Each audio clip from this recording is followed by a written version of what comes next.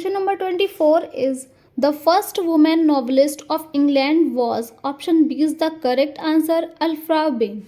Here Jane Austen is also very important. Question number 25 is a ballad is. अब इस तरीके की चीज़ें भी आपको याद करके जानी है कि एपिक, एलेजी या बैलेड ये क्या होते हैं. Option number D is the correct answer, a short poem or song that narrates a romantic story. Question number 26 is an epic is. Option A is the correct answer, a long poem with heroic characters. तो उसको क्या बोलते हैं? epic.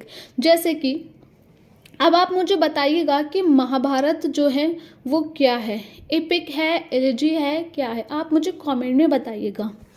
Question number 27 है the film My Fair Lady is based on the GB shop play. Option number B is the correct answer Pygmalion. Here Candida is also very important. Question number 28 is which one of these creatures in J.K. Rowling's novel is not based on classical mythology? Option B is the correct answer, Miss Norris. Here the phoenix is also very important. Question number 29 is in which Hardy novel does a girl fail to get married because she goes to the wrong church?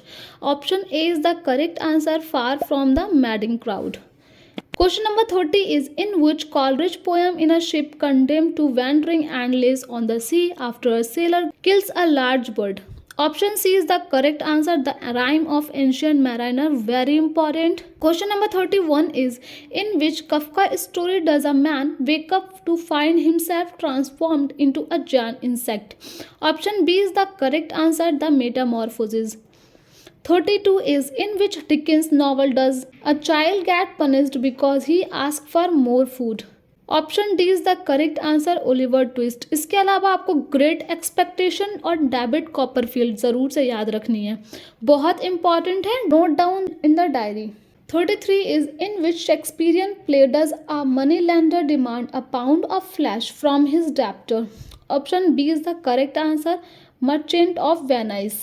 इनके जो important और work हैं वो हैं Othello, King Lear, Romeo and Juliet. इस तरीके की और भी वर्क हैं वो आपको ज़रूर से याद रखने हैं. 34 इज़ अन्य कैरोलिना. ये बहुत रिपीटेड क्वेश्चन है, बार बार ये क्वेश्चन रिपीट हो रहा है. अगर आप मेरे और भी वीडियोस देखेंगे जो मैंने लिंक डिस्क्रिप्शन में दे रखा है PYQs का, तो आप टैप करके जब वहाँ देखेंगे तो अन्य कैरोलिना को बार बार क्वेश्चंस में पाएंगे. तो प्लीज़ इसको बहुत अच्छे से याद करके जाएगा. Option D is the correct answer, Leo Tolstoy. Here Anton Chekhov is also very important. ये भी नाम जो है बार बार रिपीट हो रहा है, इसका मतलब ये बहुत ज़्यादा इंपॉर्टेंट है.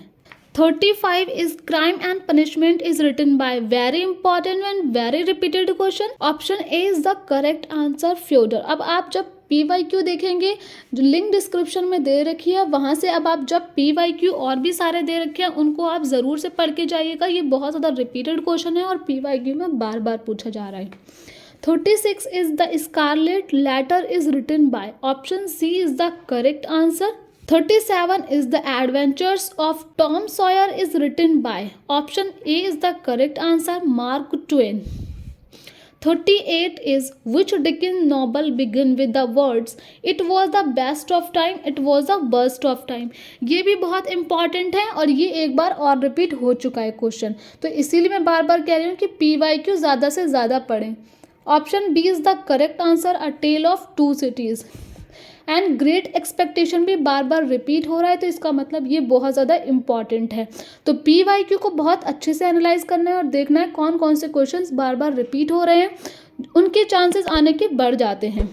39 is which modern novel end with the word frankly my dear I don't give a damn? Option D is the correct answer, Gone with the Wind. 40 है the famous speech I have a dream was delivered by. ये भी repeated question है और option D is the correct answer, Martin Luther King. जो questions इसमें बार बार repeat हो रहे हैं उनके आने के चांसेस फिर से ज़्यादा हो जाते हैं क्योंकि वो इम्पॉर्टेंट हैं, इसलिए बार बार रिपीट हो रहे हैं और वो चीज़ें आपको पता होनी चाहिए.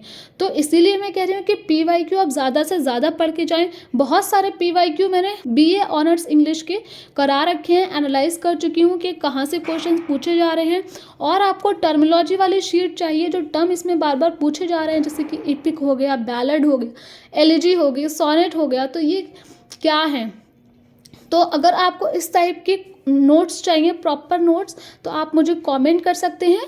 और आपको वीडियोस अच्छी लगती हो तो वीडियोस को लाइक करें, शेयर करें अपने फ्रेंड्स के साथ में, चैनल को सब्सक्राइब करें और बेल नोटिफिकेशन को भी दबाना ना भूलें, ताकि जब भी मैं वीडियोस अपलोड करूं आप तक सबसे पहले पहुंचे।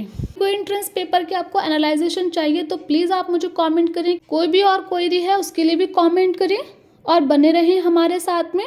मिलते हैं आपसे नेक्स्ट वीडियो में, तब तक के लिए बाय बाय, टेक केयर।